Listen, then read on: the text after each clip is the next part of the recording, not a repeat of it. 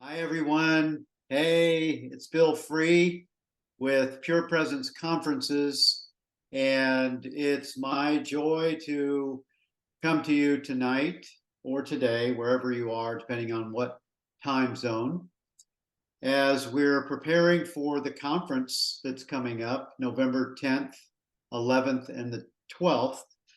One of our guest teachers and presenters is someone that's been in many of our conferences in the past, Isira, and she hails from Australia. She is amazing. She's a teacher that has she has she has a lot to share, and she has really important substance to bring for people that truly desire to have that awakening experience, to have the embodied awakening experience in this time. And I want to thank you for being here tonight, Isira. Thank you so much, Bill, and a warm greeting to everyone. It's always a joy to be with you. Thank you. Thank you. Well, for those of you that don't know Isira, she is a wisdom teacher. She's very involved in the indigenous, the Aborigines, ancient teachings in Australia. She has been, she's been, I don't know, endorsed by the Dalai Lama, and she spent a great deal of time in the Himalayas. She's written several books. She's just a very core teacher of the teaching of awakening, and really in Isira's sort of category, she really takes it to the sacredness of our being, and she speaks from that place. And when we were asking the presenters what they wanted to present, Isira decided that she would talk about the sacred thread to awakening and integration of a real transformation. And one of the things I think that Isira is going to talk about in this conversation for her session is the thing that she really ties into the awakening experience, which is the four pillars, the sacred pillars of awakening. And Isira, can you kind of touch on what those four pillars are, what your session will be talking about, so that we can kind of clue our audience into what that's going to be about? Sure. Yeah. Thank you, Bill. I think, first of all, I'll just say briefly that, there's such a commonality to us all in the depth of our seeking, that we are in troublesome times, and we all have within us that desire to find truest alignment and connection. And so really awakening is about that. Awakening is our response to a knowing that things are somehow awry, whether, we take that personally and we see it internally, or we see it around us, in the world around us. And so we seek this awakening really to come back into a more conscious order. And why I speak about awakening being a journey through this sacred thread is because we can actually see this profound contrast in ourself and historically on the planet. And even when we look into the very face of nature, we see that in periods historically, we were living in such harmony and alignment and accord. We lived by sacred principles. And in that regard, we were so much more awake than predominantly we seem to be today. We seem to have lost that quality of presence and conscious alignment with ourselves, with each other, and with the world around us. And so as I've gone through my own journey and discoveries and initiations, deep diving, I recognized this very, very common thread. When I look back historically, I see it all pivots around sacredness, the recognition of the sacred within us, the recognition of the sacred in every living thing. And that if we talk about awakening in its truest sense, it is something sacred. And if we look at the qualities of awakening, we see that they really rest on sacred values, sacred acts, sacred beliefs, etc. So as I looked back into my own heritage and, this global momentum of awakening, I started to see these common threads contrasting between when we've been more in alignment with the sacred and where we lost it. So I've summarized that based on the core principles of Indigenous teachings, and this is really universal all around the world, albeit I do speak from a deep place of my own heritage. I recognize that if we really look at every Indigenous culture, we see that they were all resting on these same principles.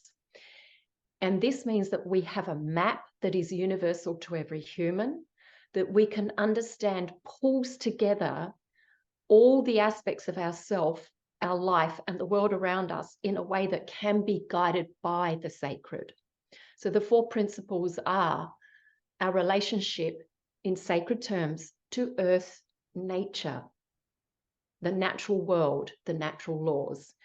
2, our kin ties. So that's pillar 1 is earth and nature connection. Pillar 2 is our kinship, our ties, our relationship, that everything is interconnected and interdependent. And when we see that, we have sacred relationship with all living things. The 3rd pillar is the sacred essence of ourself, which then we can move deeper into our own authenticity while still recognizing we are of the same being.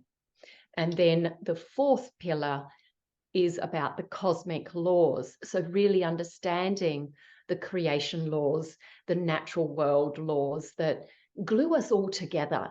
And no single one of us is outside of those laws. We're all part of those fundamental principles of creation.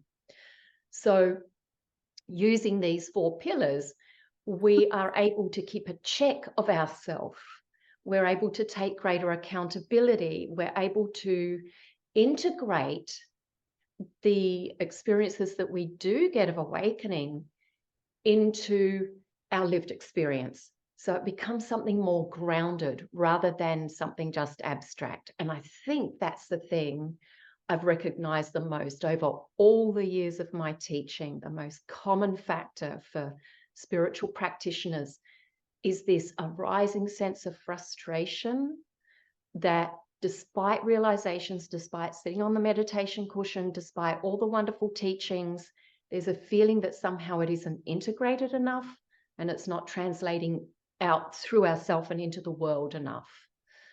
And there's also the fear that if we really go into our awakening, that somehow we're going to become alienated from the world, and we're not going to find our way or our place, or we're going to struggle in relation to the world.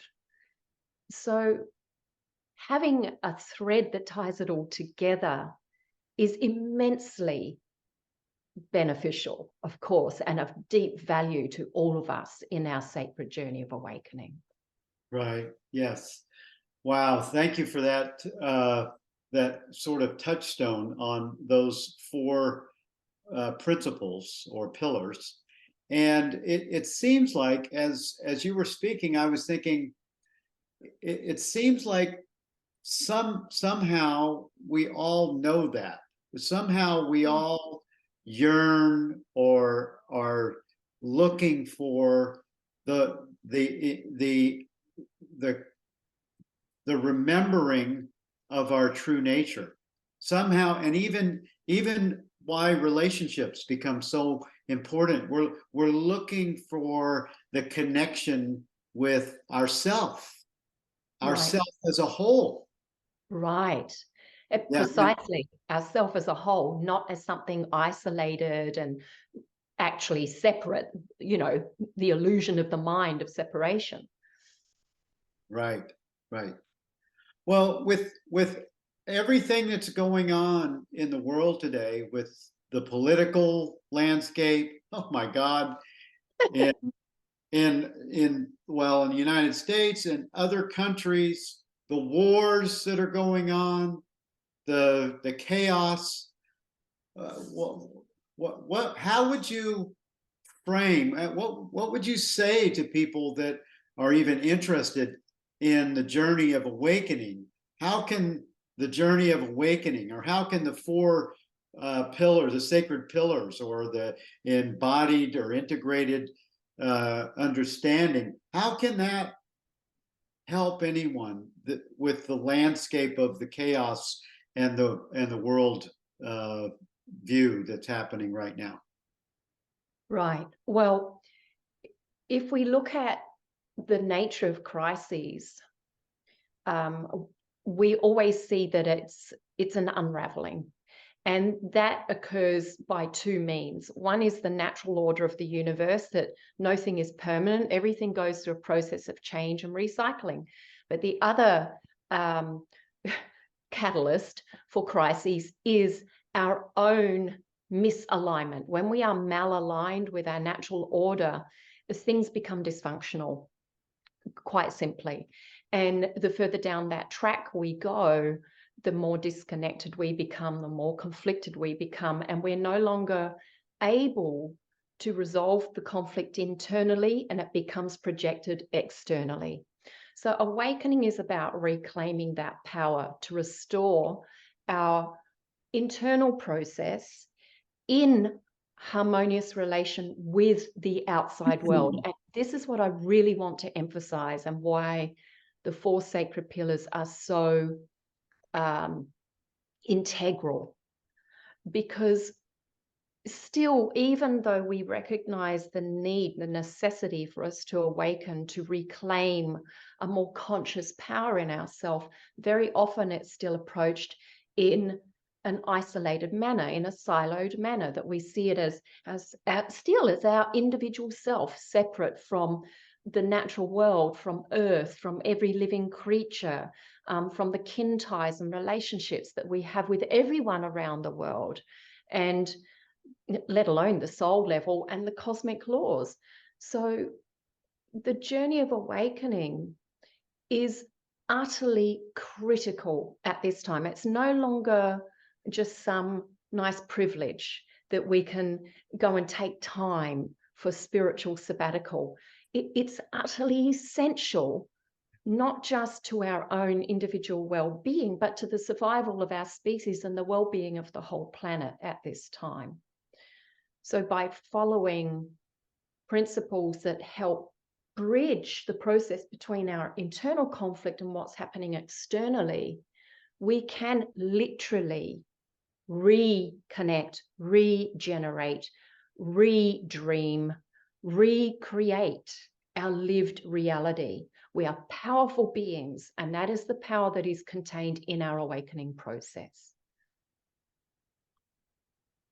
Well, it seems like what people are in the biggest need of, in my mind, and you're 100% correct, that the awakening experience, understanding our role in relationship with the earth, with our relationships in the world, with the animal kingdom, the plant kingdom, the sacred relationship that we have. It seems like an understanding in those areas will bring what everyone is looking for, which is inner peace. so that we can Exactly. have, in the midst of chaos, in the midst of turmoil, in the midst of political craziness, I think what almost everyone wants is, how can I have peace while this is happening? Precisely. Yeah. Yeah. Because let's face it, there is no instant coffee system. We can't just pull a ticket out of the cereal box and, oh, right, everything's all fine, let's go home. It's such a deep, nuanced, and complex process. I'm not saying it has to be complicated. Complex and complicated are two different things. But I agree, Bill, that we need that semblance of peace within us, or we do lose hope. We fall into despair. And the world needs us to rise up beyond that despair. The world needs us to be able to hold a degree of that peace within us so that we can respond with greater love, with greater awareness, to be empowered, to work together, to know how truly connected we are, and that this power is creating our reality. So does our reality change as we have a better understanding for these laws? Absolutely, 100%. Now, there's two aspects to this.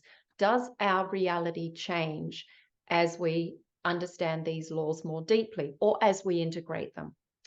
Number one, yes, it changes, albeit sometimes at a subtle level that the human mind doesn't necessarily yet recognize. A bit like the seed principle, that we're sowing seeds, we're already creating a different vibrational response to the world, and we're setting in motion a different chain of events.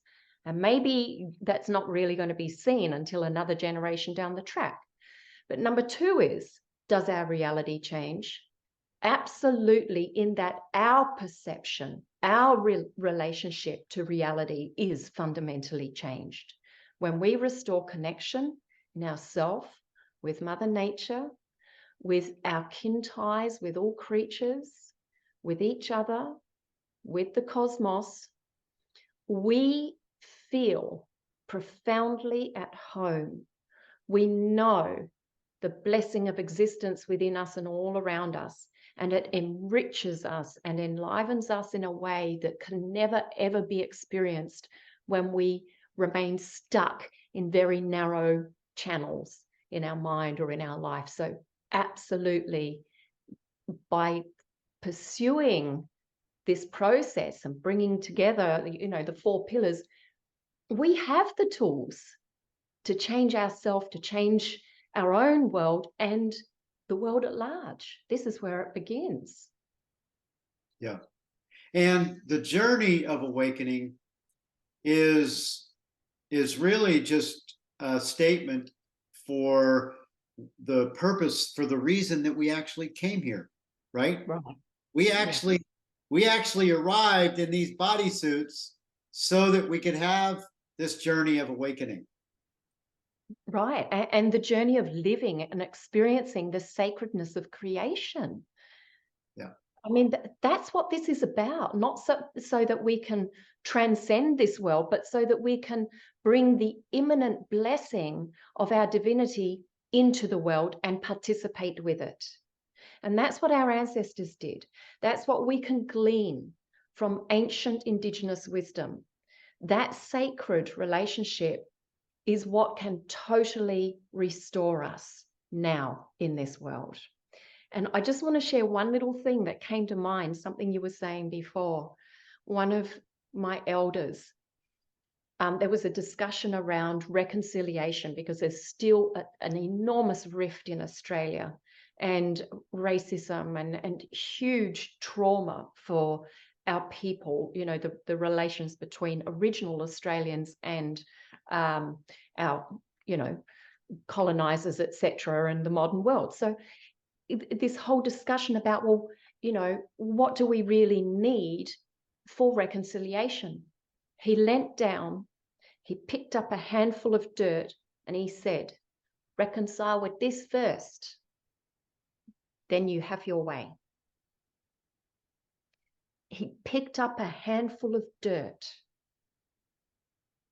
And in that action alone, in that simple statement, was so much wisdom and power and truth, because that's it.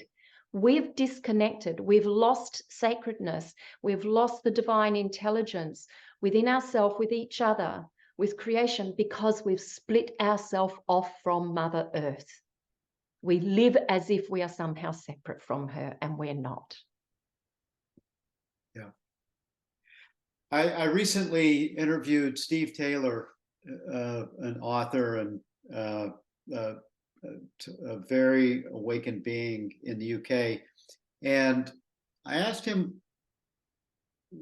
and he's done his one of his things is research, and he interviews. He's a professor at one of the colleges. He interviews hundreds of people and does deep research on the different subjects of awakening and well-being. And he said the characteristics of someone that is maybe not even know that they're awake, maybe not even have a spiritual path, but you can tell that someone is on the path of awakening when they like to spend time with nature. Mm-hmm. They like to spend time, just they're super happy and joyful to be by themselves in nature or with animals. And it reminded me of you, because when we talked last time we talked, you talked about take your shoes off, get comfortable walking barefoot, connect with Mother Earth, and those characteristics or reminded me of you when I was interviewing Steve Taylor. So he's in the UK, you're in Australia, and the two minds are actually saying the same thing. Right. Yeah. And I think if we dig down deep enough, we do all come to the same truths, and that's the beauty of it, that truth is truth. It doesn't belong to one of us, and it is its own truth. It's like, well, yeah. Well, I look forward to having you in our conference. It's just 4 days away. And for those of you that are thinking about coming, Isira is one of 18 presenters at our conference. I would say 5 or 6 are Course in Miracles. Others are different traditions, all pointed to the non-dual understanding, where each one of us is looking for, what's our purpose here? How can we navigate this world in the best possible way in the midst of all that's going on? And Isira has blessed us with her presence at the conference. Please join us for the Journey of Awakening starting November 10th. And Isira, thank you again for being part of this conference. And thank you, Bill. Life. Absolute joy. Thank you. Thank you.